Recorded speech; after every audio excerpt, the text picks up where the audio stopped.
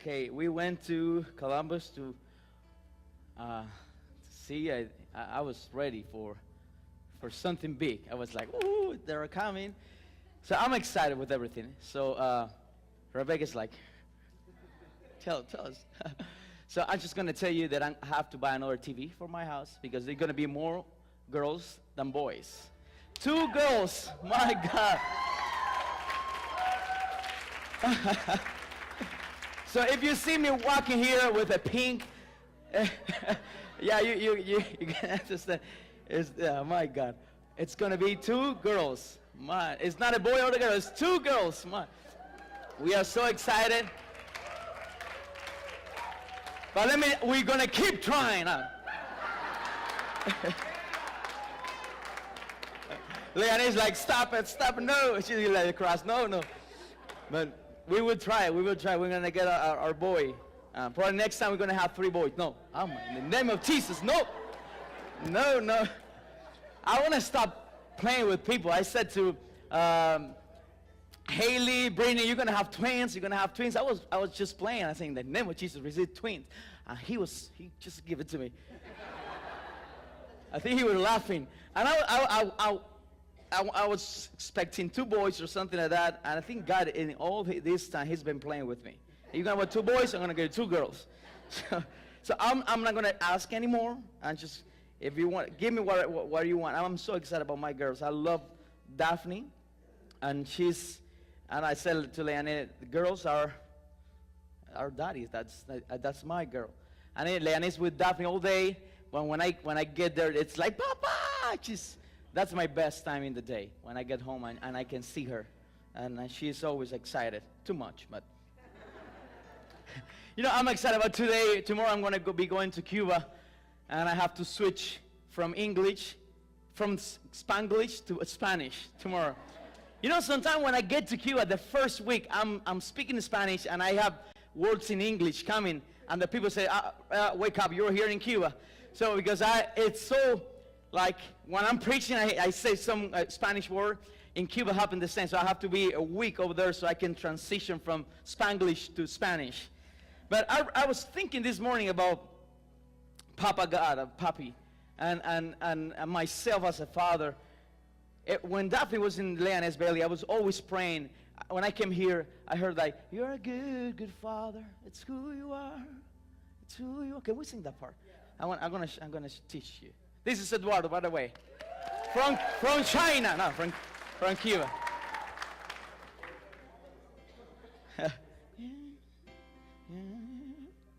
You're a good, good father.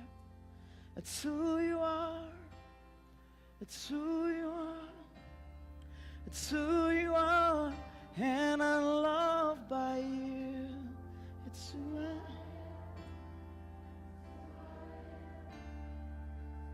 That's it. You're a good, good father. Who you are. It's who you are, and I'm loved by you. It's who I am. It's who I am. Can you say it again? You're a good, good father. It's who you are. This is all about you, Jesus, Father, Papito.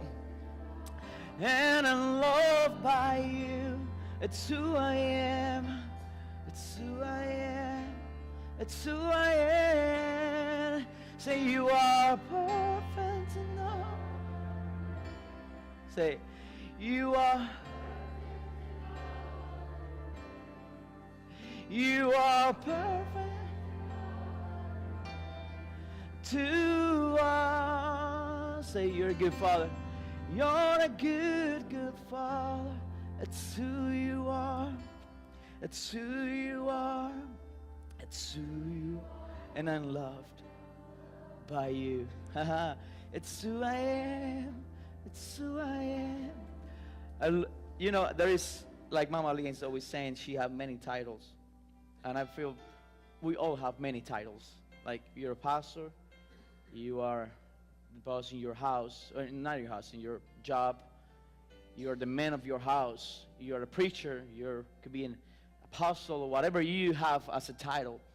But there is two that I really like it. Beyond everything I can be in this earth, there's two that I really like it. It's to be a son and to be a father. I think there is no, if he wants to take something from me, I can say, I don't want to be a pastor, I don't want to be whatever you want to take from me, but please don't take it. I want to be always a son of you, and I want to be always a father. And I'm so glad to be here. I'm so glad to have those two titles this morning, because it's better than whatever you can have.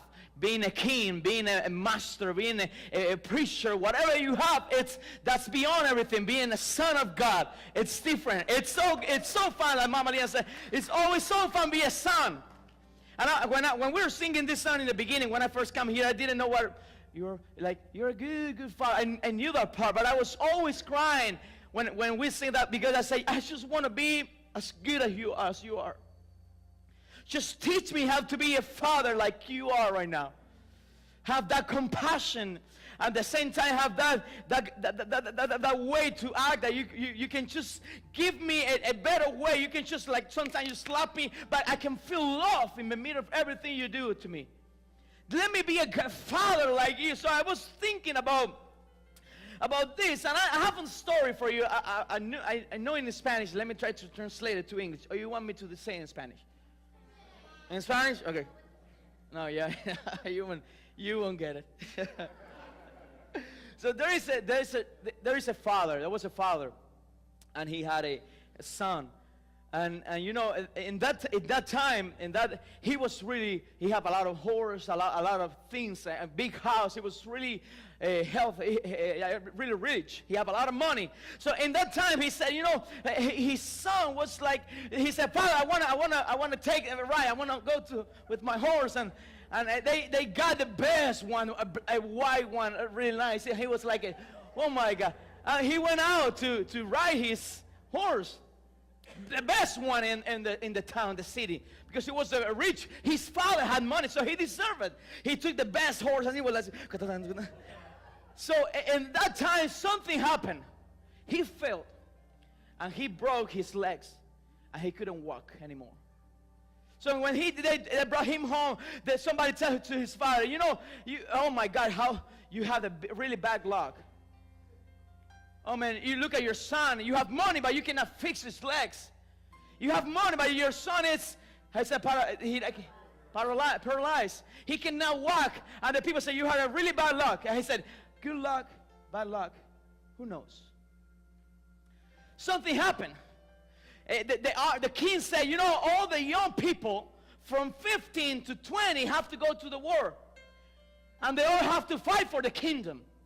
And all the town, the young people went to the war, and they all died.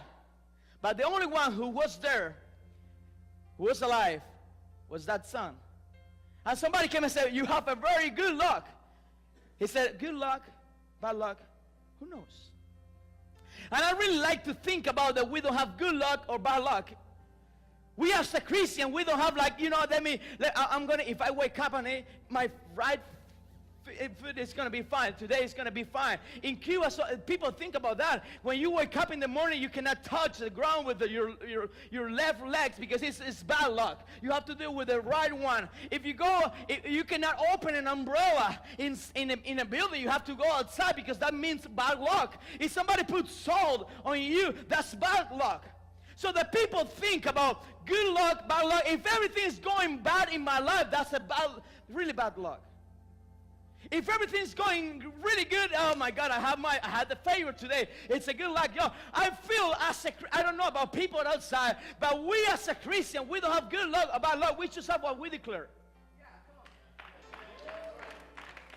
And I thought you were going to clap. You're going to do it better than that, but.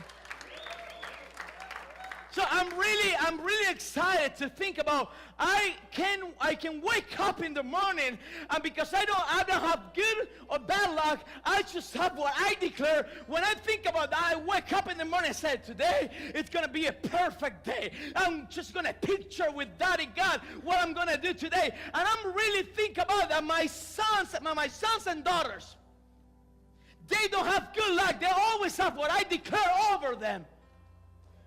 When Daphne wake up in the morning, I'm not thinking today's going to be good luck for her. It's going to be good. But no. I know that with Daddy God, I have the right and I have the responsibility to speak over her destiny.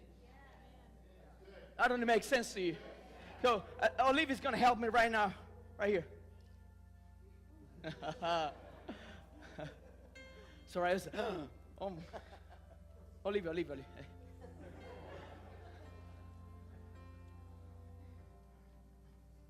And we know that for those who love God, all things work together for good, for those who are called accordingly to his purpose. Romans 8, chapter 8, verse 28. Great job. Keep your phone. She did a great job, huh? Better than me. You know, I love this scripture because it says, for all, where are you? Okay. If you love God, everything is going to work out for your good. So there is no bad in this. So we think that there is many things going on in the earth, but in the earth there's just two: the good and the bad.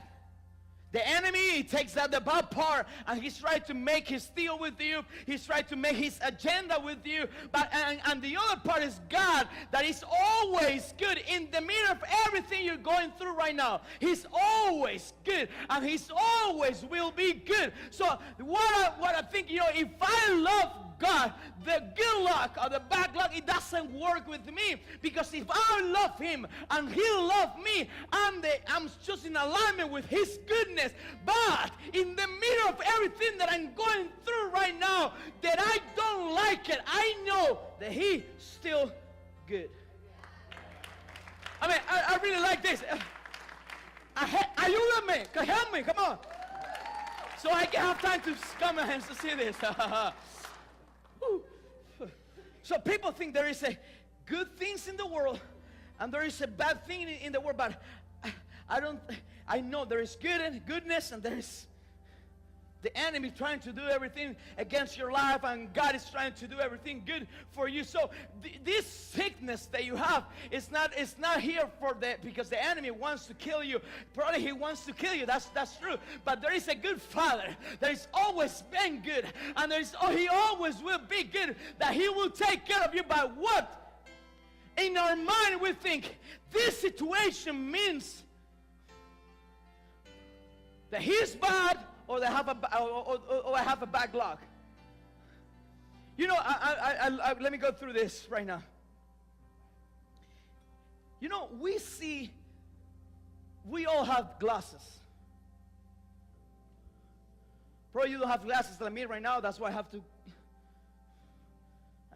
It's not here. It's my home. I always forget to bring it. But we all have glasses.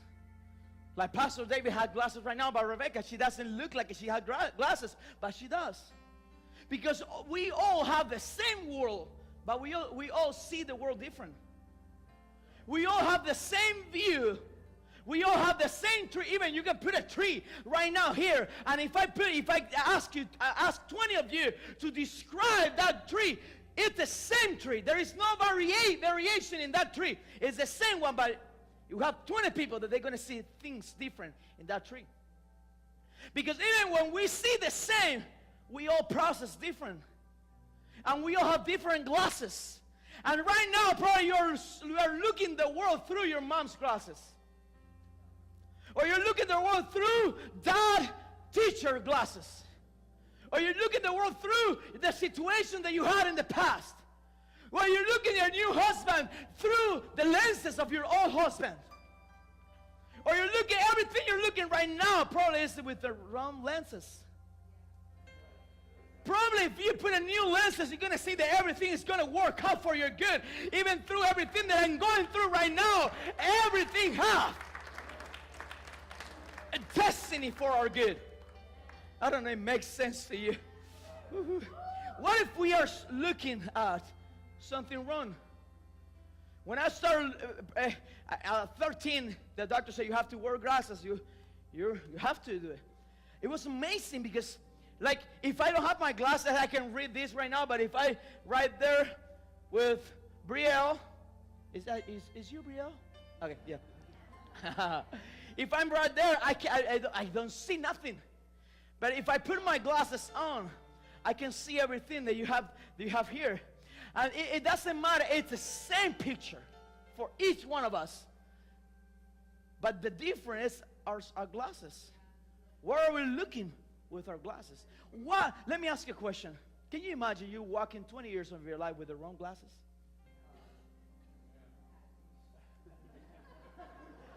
People, I don't deserve to serve God. I don't deserve to have goodness from God. I don't deserve to have His goodness. I don't deserve to be a son. No, you're just looking God with the wrong glasses. If you just put the good glasses on, you're going to see that He is not that kind of father that left you when you were. He's not that kind of father that treats you like a trash.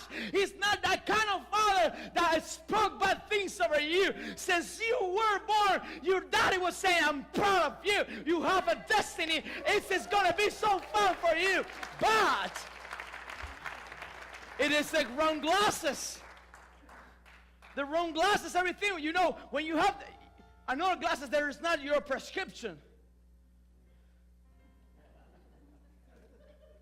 It's like, you put an ugly face. That's why you're always mad, because you have the wrong glasses. And you're looking at everybody. That's why when I see people looking at me, I'm driving. The other day I was driving. And I didn't, it was one street, and they have like two ways right now. I was in the middle. And there was a guy really mad. He was in a big truck. I said, okay, you deserve it. You have a big truck.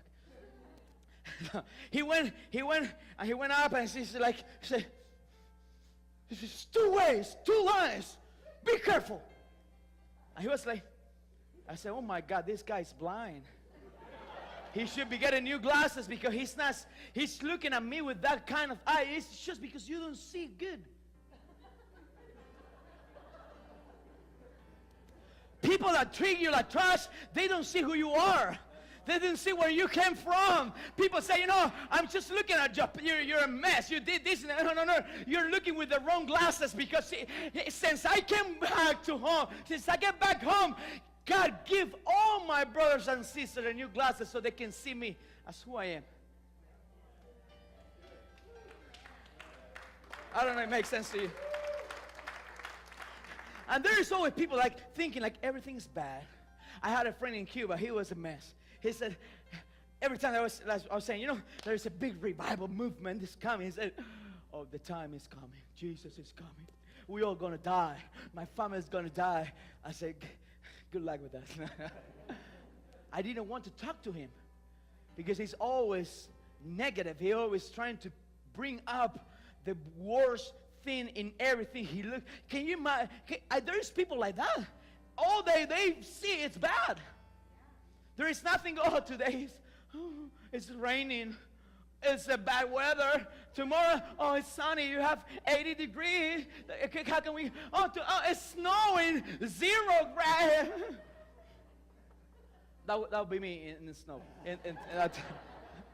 But there is people like that. They all see bad things coming on. I have a pain right now in my knee here. That's cancer. No. Look at with the right glasses. That's an opportunity for God to show His power to you and your family. It's not cancer. Mom, it's not cancer. You know, the doctor he saw that part as a cancer because he doesn't have the right glasses. But if you accept it, you just say, oh, can I borrow your glasses? So I have my doctor glasses right now, and this is cancer. I'm going to die in 3 weeks. No. Papi, let me see things like you see right now. Let me go to heaven and see what you know, how different. Since we got our time, every time that I look at Father, I see Father like a Caribbean God. I mean, He's always funny. He's always really proud of me. There is no way that I can come like Papi. No. Daphne, even when she did that, even when I like her, she always come back and said, Daddy, because she knows She knows that there is a heart here.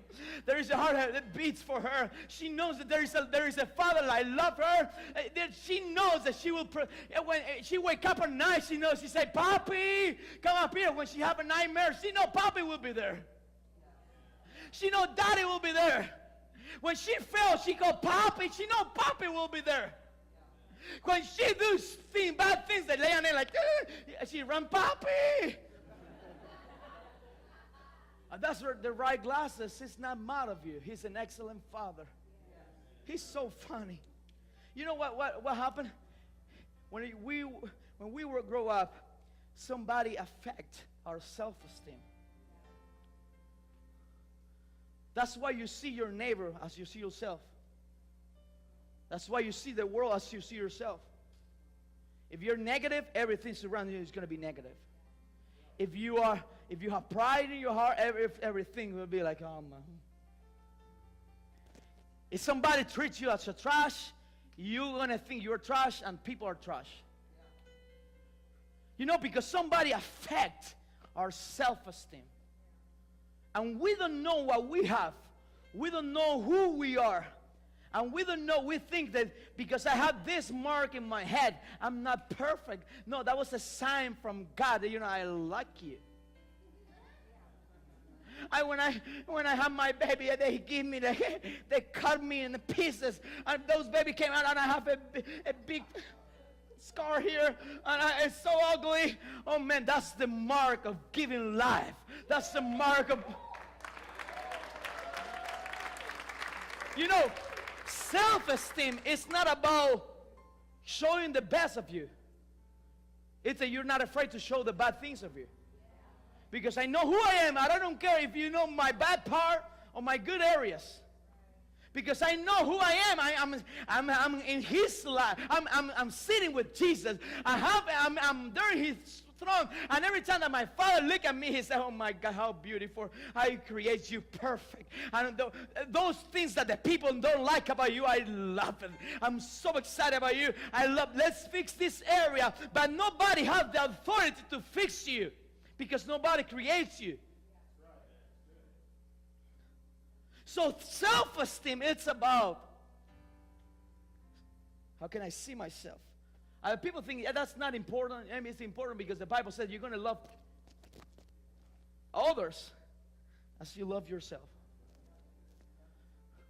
I'm probably you had a father when you, or two, or he left you. He treats you like nothing.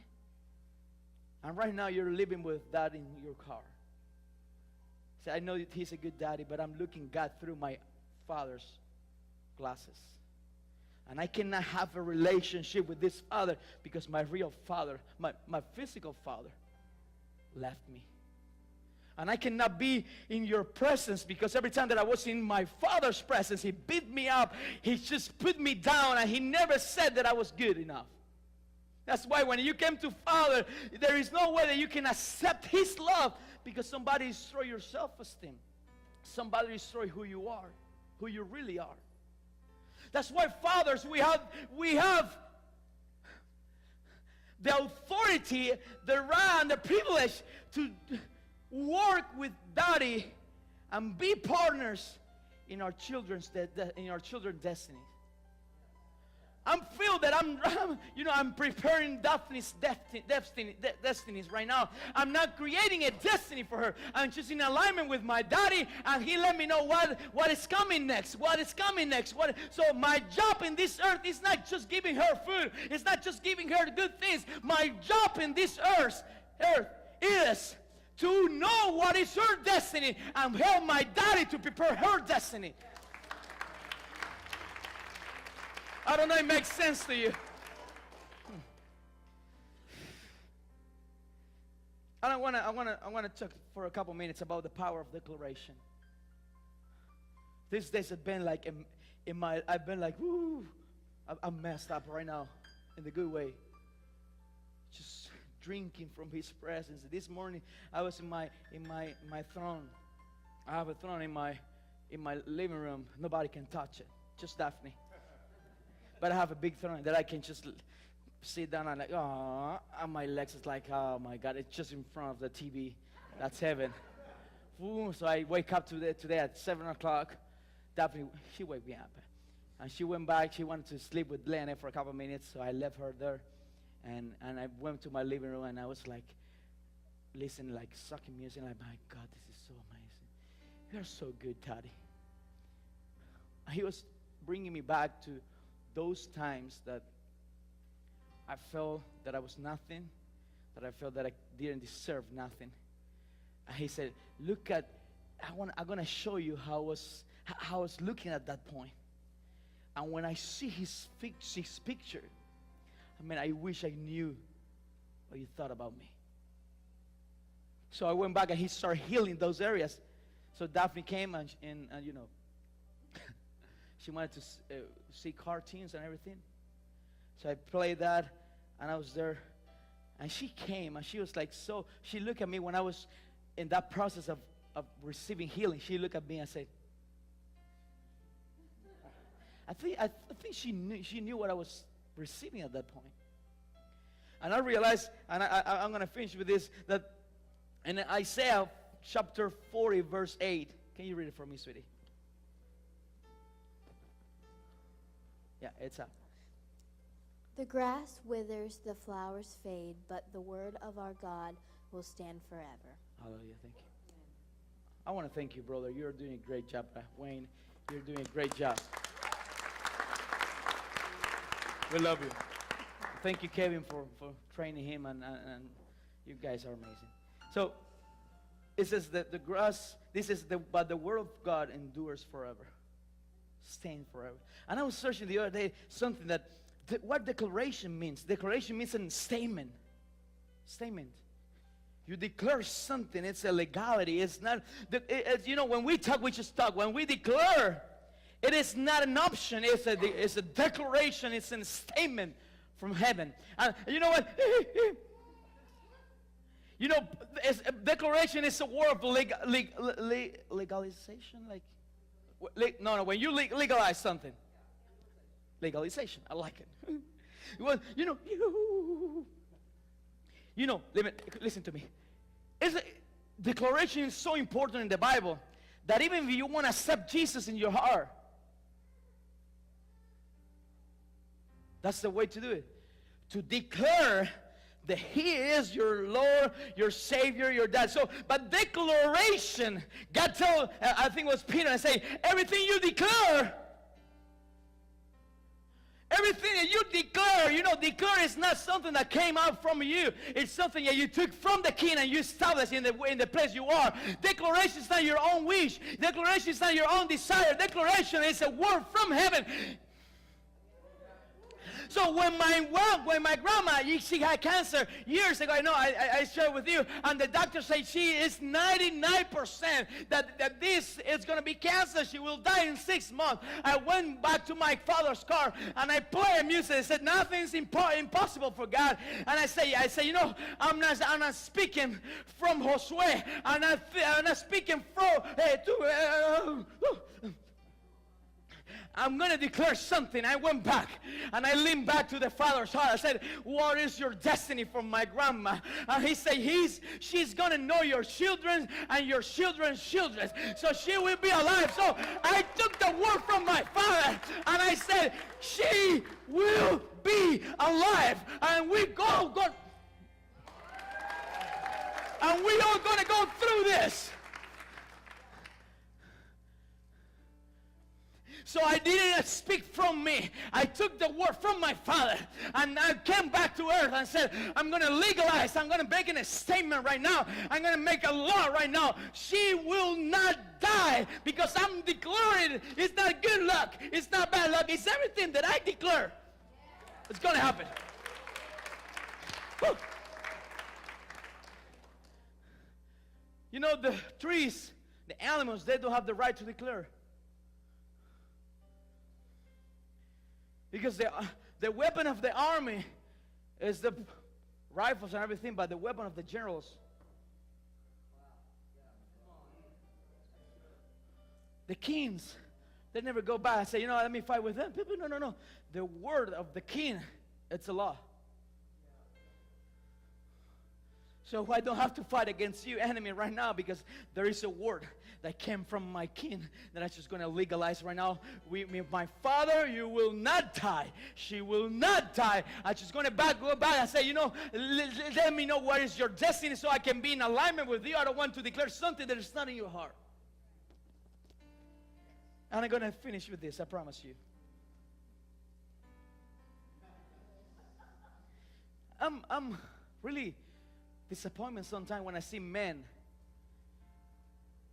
in their seats and their wife are worshiping. You see the kids worshiping and they're just sitting. And you don't know what you're doing. In your hands and in your mouth is the destiny of your kids. Everything you declare over them, they have to see you. They have to see you worshiping God. And now you wonder why they're outside of the church, why they're doing drugs, why they're doing alcohol, because they saw you doing it. And I know if I'm a good pastor, but I'm not a good father, she will be out in a couple of years. They will be out of church because they're going to experience a pastor, but never a father. I want Daphne, when she grow up more, I'm teaching Daphne how to worship God. We play music in the house. I say, lift your hands like this, close your eyes, and let me pray for you. And she's like, ee. Probably she doesn't know what she's doing, but there is a father that is training her. There's a father that is teaching her how to worship. And with that, I'm declaring over her. I'm so mad when I see men. I mean, it's not in this church. We are perfect. In another churches in America. And in Cuba. The mom, I'm not saying nothing wrong about the mom. You girls are amazing. Sometimes when your husband is not in their place, you take both places. And the girls are amazing. Women are amazing. You guys are amazing. But men, I hate to see just men sitting here with their cell phones like in Twitter, on and sometimes you wonder why every time that I speak to them, they don't pay attention to me. Because they are following you. There is a father that said to his son, be careful your way, be careful. And the son said, no, be careful you because I'm following you. So they are the result of what they see through us. If you love God, they will love God. If they see you in God's presence, they will go back to His presence.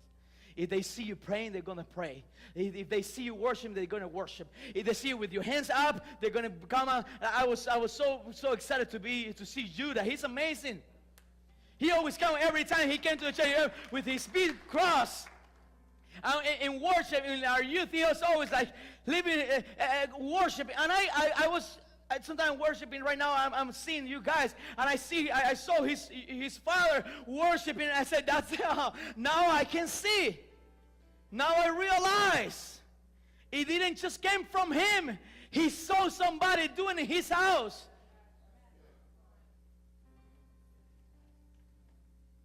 You guys are amazing. I don't know. I know you're mad at me right now, but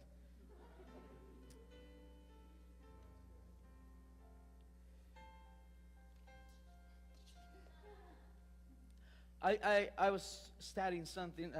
Going back. I love. Reliana sometimes she's like, "Why are you washing those things?" Because I love to learn how to do things. Like sometimes I'm in my bed, like 2 o'clock in the morning, and I'm just thinking about gums. How you say that? Gum with M? Gum?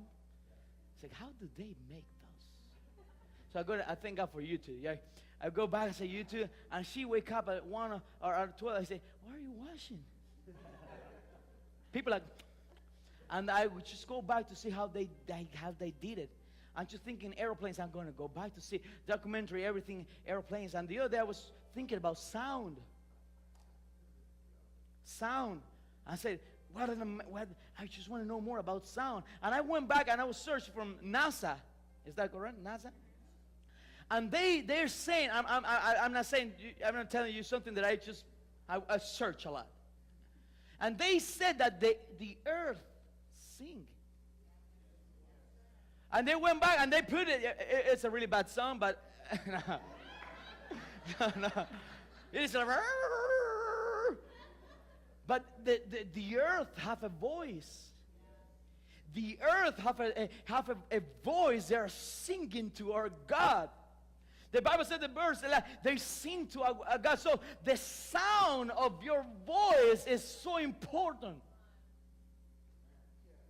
And there is a documentary that I went back and I searched that said that the sound never dies.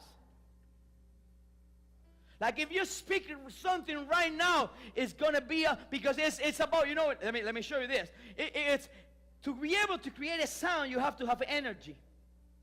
Because the energy provokes movement. And the movement provokes sound. So you have, what did I say? Energy? Yeah. You have energy here that provokes movement. And that provokes a sound. And I went back and said, you know, that's why the Bible said that the word of God, it is forever. And I just went back and say, what if everything that I'm saying to my kids is going to be forever? What if everything that I'm declaring over my kids is going to be forever? When I realized that, I went back and said, Father, forgive me. And when I get back, I'm going to go back and delete those things that I said wrong about my baby girl. And from right now, I know everything that I speak over her is going to be eternal. You know, that's why you are 50-something right now, or 70, and you still remember the voice of your father. And when you're in the hard moment, you remember, oh, my father used to tell me this. I remember my father. He's a smart guy. He's really smart. And he said, one day I was so angry of him, and so I was like, and he said, Josue, can you please shut up? Because if you keep talking, you're going to have to come and ask for forgiveness. And I don't want you to come and ask for forgiveness. If you just shut up right now, you save that. And you don't have to come and ask for forgiveness. And every time that I'm getting mad of somebody, I said, okay, if I stop here, I don't have to go and feel guilty and come back and ask for forgiveness. So if I just stop here, I don't have to do it. So I learned. He was a wise. Every time that I have that situation, I remember my father, the sound of his voice. And I'm going to finish with this. I just been kidding you. I'm not saying that. I'm just kidding. I'm just playing with you. We just have 2 hours more, but that's fine.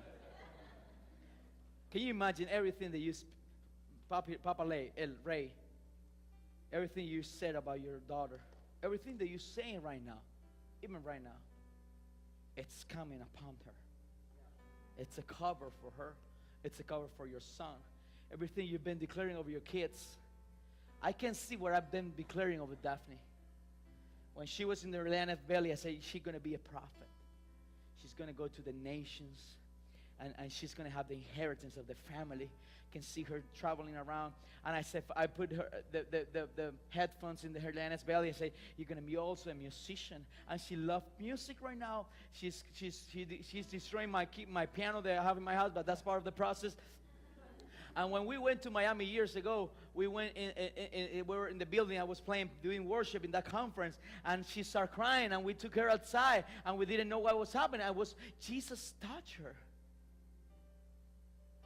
And it's been two times in her life that she's been receiving encounter with Jesus, with the Holy Spirit. She started crying, and we like, are you in pain or something? But you can see that it is a peace.